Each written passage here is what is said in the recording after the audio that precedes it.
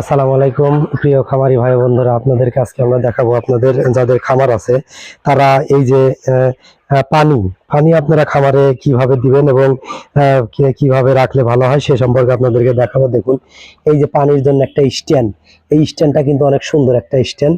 তো স্ট্যান্ডের উপরে যদি আপনারা পানি রাখেন তাহলে কিন্তু দেখুন, এই যে স্ট্যান্ডের উপরে পানির পাত্রটা রাখা হচ্ছে, তাহলে কিন্তু পানিতে ময়লাটা হচ্ছে না।